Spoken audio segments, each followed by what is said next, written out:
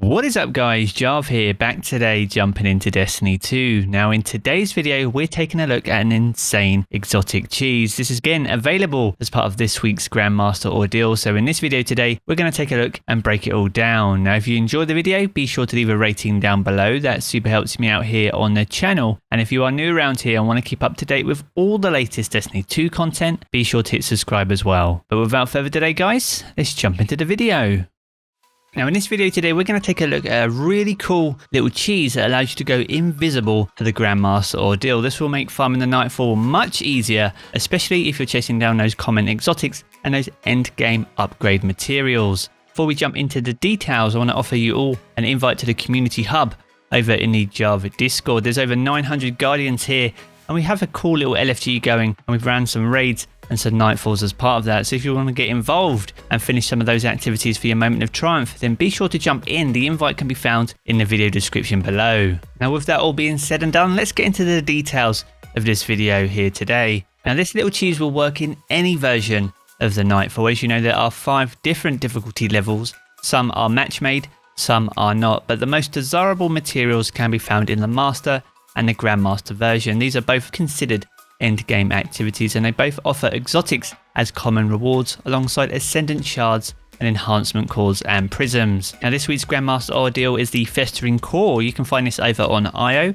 and this will be sunset at the end of the current season and will have only been available inside Destiny 2 for less than a year once we get to Beyond Light. Now to kick this cheese off, you first need to load into the Nightfall itself, and once loaded in, make your way to one of the contact public events. Now once here, you simply need to activate it as you normally would and collect a couple of motes. Now in order to retain the invisibility, you need to ensure that you retain the motes that you've collected. So you need to absolutely make sure that you do not die throughout the entire Nightfall. If you do, you lose your motes, and as a result, you lose your invisibility as well. Now as you can see here from some of the early section, the Festering core strike, the ads pay absolutely no attention to you whatsoever. Now in the fire team of 3, I highly recommend that no more than 2 of you use the motes as a way of becoming invisible to the ads around you, because as a result of being invisible, none of the plates can be activated by anyone with motes either. So it's very important that at least one member of your fire team remains visible to the ads so they are able to capture the plates in order for you to progress through the strike. Now there are a few key pointers that you must bear in mind whenever you are invisible. Now whilst the ads can't see you, things like Axie and Dance still seem to track you, so be aware of those and be sure to take them out whenever you see them.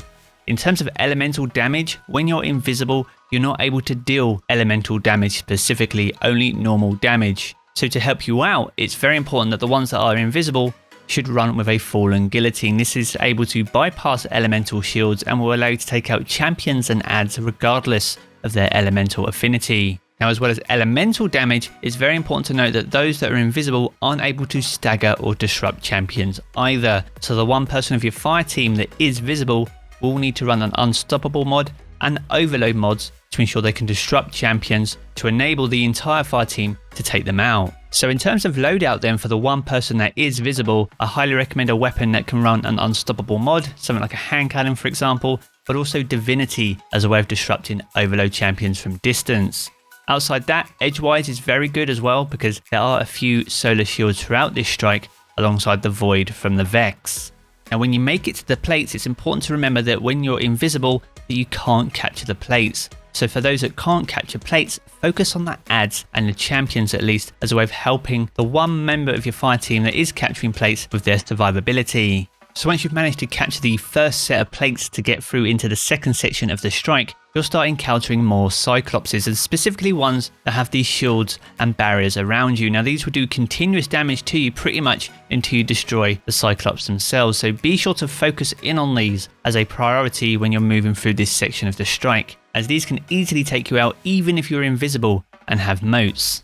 Now Tether is a very good super for this section of the strike as well, as it helps pin down all the Vex together so you can take them out very quickly. What you'll see here is the effect of not being able to do elemental damage. I have a solar hand cannon here, and whilst that is taking the shield off, it's not breaking the shield specifically. So what you'll need to do here is provide continuous fire on these ads and allow the rest of your fire team's support in order to help take them out. Now as you'll see here, the captains can be quite tricky. There are only a handful in this strike, but they offer the solar shield, as you can see, causing a little bit of difficulty. So work together as a fire team the best you can in order to take them out as quickly and effectively as possible. Now, as we touched upon earlier in the video, one of the most effective weapons for the entire strike is Fallen Guillotine, especially if you're carrying moats, as it can bypass elemental shields, and whilst there is a lot of void in this strike, that won't really matter if you're using this weapon anyway. So be sure to use this whenever you can, especially for taking out ogres and groups of acolytes in very quick succession. Now, one of the trickiest parts of the entire strike is the middle section. There are more plates to capture, but also another Cyclops with these barriers moving across the map. So you're going to need to navigate your way between the barriers and try and take out the Cyclops as a priority target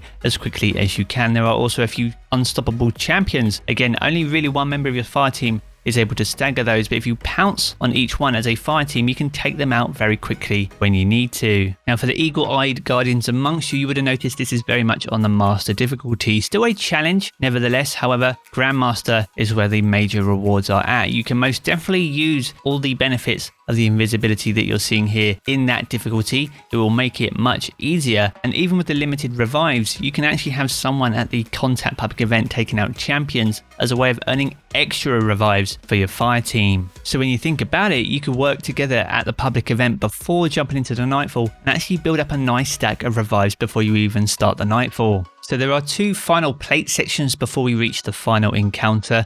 The second of the two plates actually only has a few wizards at it and is much easier than any of the previous plates that we've encountered thus far. However, if you need to, you can use a bubble or a tether here, and this will easily pin down any of the ads that choose to spawn in, as they do spawn in a few waves at the very beginning, and allow you to clear the area very quickly and move on to the final section of this strike, which is the main boss himself. Now, for the final boss, being invisible in this room makes this final encounter so much easier. One of the most annoying mechanics in Destiny 2 is the stomp mechanic, but actually by being invisible, the boss won't stomp you, but it still allows you an opportunity to deal damage. Now, you can most definitely use this to your advantage. There are also a few champions that you most definitely need to prioritize before getting the boss down to a point where he returns with his shield. Aside from the boss and the champions that spawn in the room, which to be honest don't really pose too much of an issue when you are invisible, it's still the Cyclopses that seem to cause the most problems. So whenever they appear, be sure to focus in on those the best you can and take them out as quickly as possible. So there are a few hints and tips for the major sections of the strike, and as I said before, be sure to remember that you don't deal elemental damage when you are invisible. You can't stagger or disrupt champions either, so you will need to work together as a fire team of 3 in order to get this done efficiently as possible. This is by no means the fastest Grandmaster Nightfall that we've had in Destiny 2. However, this makes it so much easier when you compare it to some of the previous ones we've had over the last few weeks. So there we have it, guys, a cheeky invisibility glitch for this week's Grandmaster Ordeal. So if you want to chase down those exotics and those end game upgrade materials but are finding it difficult with the Festering core, then give this little cheese a try and let me know how you get on. Now, if you have enjoyed the video, be sure to leave a rating down below. That super helps me out here on the channel. And if you are new around here and want to keep up to date with all the latest Destiny 2 content, be sure to hit subscribe as well. I'm going to jump back into the game as always, guys, but I will catch you all again very soon.